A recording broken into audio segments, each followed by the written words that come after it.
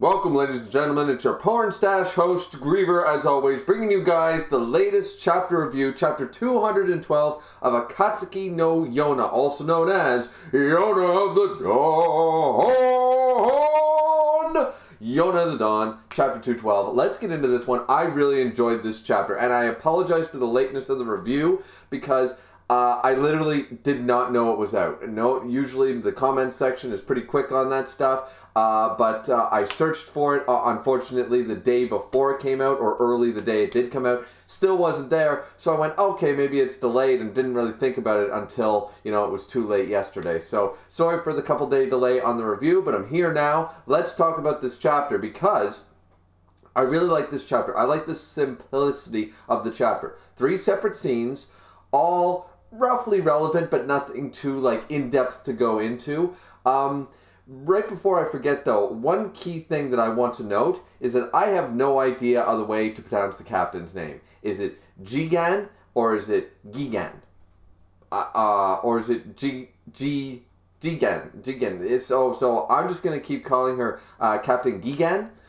Because it's a G, so maybe it is Gigan, I don't know, but I'm going to pronounce her as Captain Gigan. So, anyways, but a great return for her character, because we love the captain. Everybody who reads Yona loves the captain. And seeing the captain again, I mean, we've seen her in a couple of shots here and there, but, in flashbacks and stuff, but we're actually seeing her in a brand new scene, etc. I just really enjoy that, because we all love her character. It's sort of like if we see another scene with Mundok. Mundok comes back, oh, that's the old man himself, sort of idea. It gives you that warm, fuzzy feeling. Especially that Yon made it there without trouble. I was very worried we were going to do another rescue arc. We just got the whole crew back together.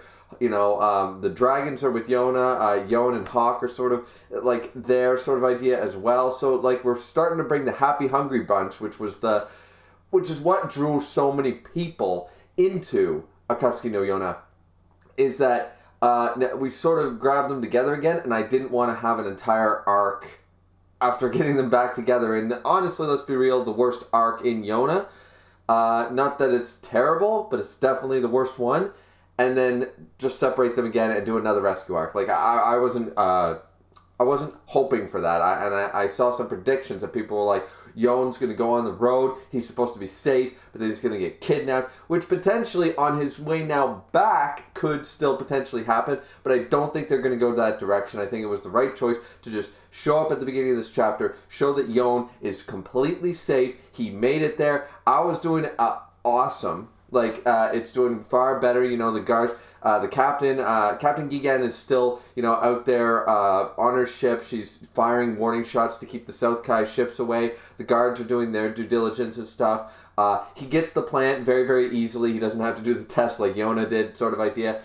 He gets the herb, the senjuro, I forget how to pronounce the word, of the senjuzuro. Anyways, the healing herb. Now, from Zeno's pessimistic attitude, we can assume that this is a magical thing. Nothing on Earth can help it. There is no cure. You could have goddamn Dr. House and Sherlock Holmes working on this damn thing combined, and they wouldn't be able to figure it out, because it's beyond, it's magic, and only magic and curses and that kind of stuff and fulfilling destiny sort of idea will probably get rid of the Crimson Dragon illness. That being said, Zeno said it wouldn't cure it, as far as I'm aware. He didn't say anything about slowing it down. This might be a solution to slow the effects, or at least delay the effects. Give them, sort of that whole idea, I can't cure your disease, but I can give you 5 more years. You're on death's door, I can give you 5 years with this treatment. And then after 5, there's nothing we can do.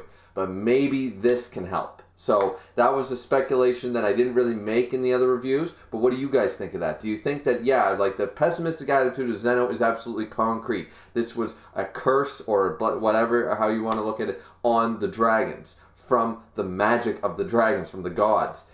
An earthly thing is not going to solve it, but it might help it, right? So either way, So he makes it there. Everything's perfectly good. We get a really nice scene because Captain Gigan looks fondly at Yon. They're still asking about jae-ha. Where's jae-ha? Sort of idea. All the ladies, they swoon. Where's my jae-ha? I swoon a little bit for jae-ha myself, though I'm more of a hawk man. That being said, I really do enjoy the fact that Gigan looks so fondly at Yon. A lot of these scenes are just quick information. Fluff, so to speak, but we're just moving the plot along. But we get these nice silent panels, and I think that they're worth, a million words, sort of idea. So, which is point of manga and paintings and all that shit. So, she also gets a note from jae-ha, which just says love, and she's just like, yeah, screw that. And then a note from Hawk, though Yon says he wrote it and stuff, all about payment and all this stuff. And she's just like, you really want to pay us back? Come back with your group. Come back to us sometime and hang out. We're always here. We're always here for you guys, sort of idea. And then asks, does Yona still cry a lot? And Yon says, I think she does in a place that I can't see.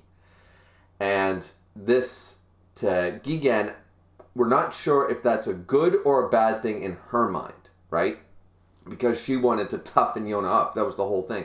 Get tough. You might be a princess, but a princess of what? You have no kingdom, you have no home. If you're going to survive in this world, all the things you say, talk is cheap, actions speak. You can't just be a crybaby sort of idea, right?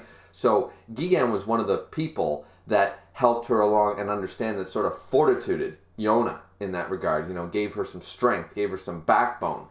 And I'm curious, we don't really see what Gigan thinks about this. She says, I see it's like that. And she doesn't look happy, she doesn't look angry, she looks thoughtful.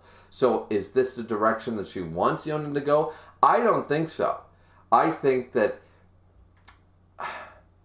I really don't think that this is what Gigan intended for Yona, though she can probably sympathize and understand why Yona is doing it that way, but we don't really get much more insight into that. Now, this is where Yona decides, okay, I got to grab the plant. I got to get there on my way back because Yona's still locked up. If I can figure out a way, I can basically... He's sort of thinking, of course, because he's the genius pretty boy, right?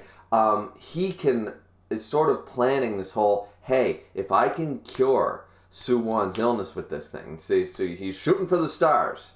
But if I can actually help soo-won's illness with this, then potentially I can use it as a bargaining chip for Yona.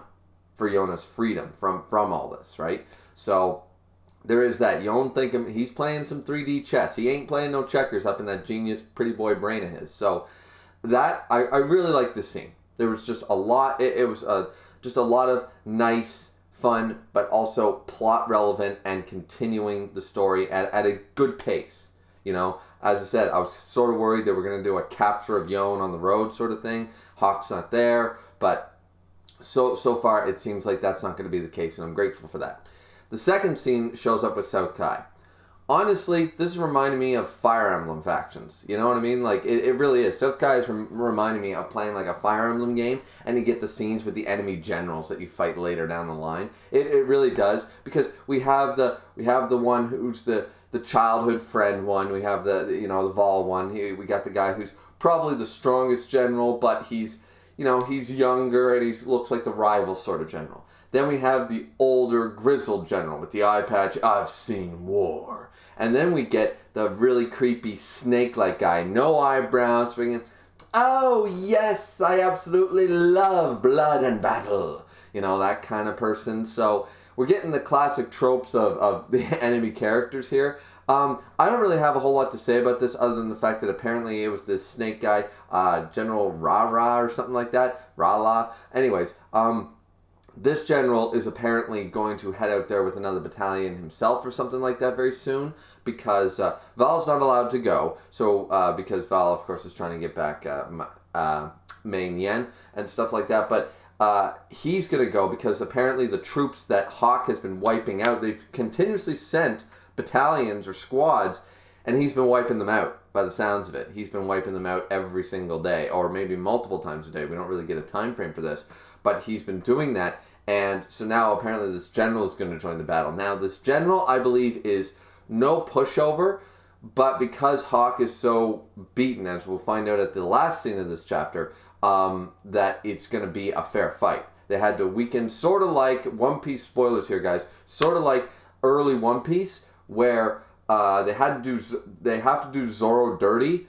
Otherwise, because Zoro could have taken down almost everyone in the first 200 chapters. He could have taken down Don Krieg, could have taken down Arlong, could have taken down, you name it, he could have taken them down, but we needed Luffy to take them down, right? So they have to nerf Zoro. They always have to injure Zoro as much as they can, because otherwise Zoro's just as strong, and he could easily take down a lot of these, main villains. And that's not the point of a classic shonen plot line, right? You want your main character to fight the main baddie. That's what you do. So, yeah, so there is that sort of element here that I'm feeling, like they're trying to nerf Hawk a little bit so that it'll be an even match with this general and Hawk just won't go gone.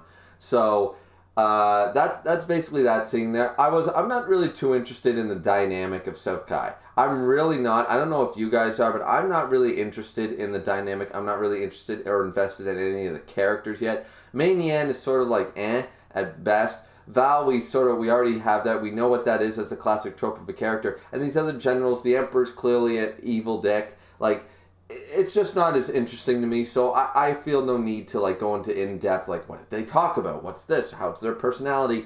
I'm not too invested yet. Maybe you guys are, so I'm sorry if I'm disappointing you by sort of glossing over that scene. It's not as interesting to me. What's interesting to me is, of course, the final scene, because we see that Hawk has been constantly fighting. He's letting, of course, because General Gwentai, they can't move him yet or anything. They have some medics there. They have some medicine. They have some people trying to patch up the wounded, but Hawk is refusing treatment. He's saying, treat them, treat them, treat them. He's being a martyr, right? He's being the martyr, and he's saying, no, and he's wrapping his own bandages up. He doesn't have Yona there to take care of him and patch him up properly.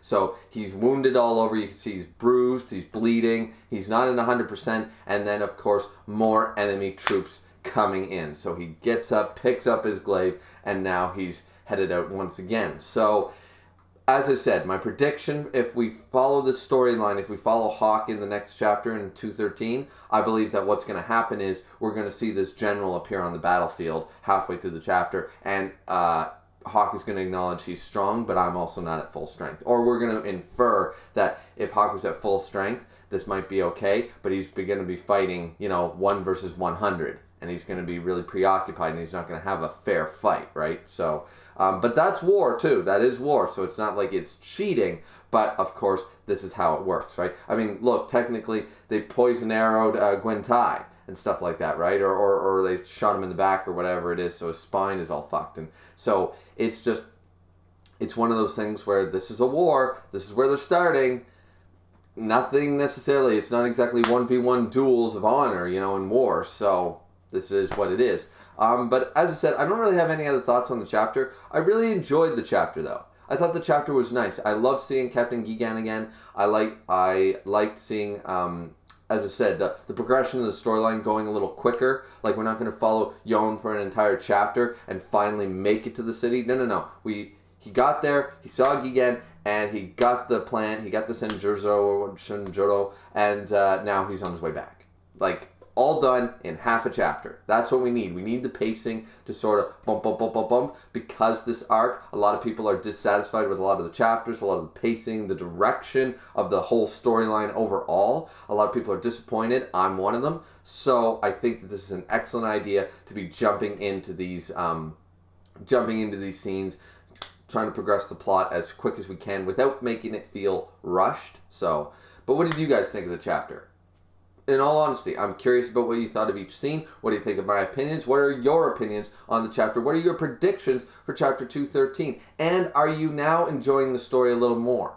Has the phase where this arc was kind of crap sort of over, and now we're looking at better chapters again, starting sort of with the last 3 or 4. These last few months of chapters have been pretty on the nose. They've been okay. They've been pretty good. So, but what do you guys think? Let me know in the comment section down below. Don't forget to like, comment, and subscribe as always. And don't forget to drink responsibly, as I always do. And we will see you guys back here again for chapter 213 of Yona of the Dawn. Yona of the Dawn, ladies and gentlemen. Great series. Hope you guys enjoyed the video. We'll see you back here next time. Have a great weekend.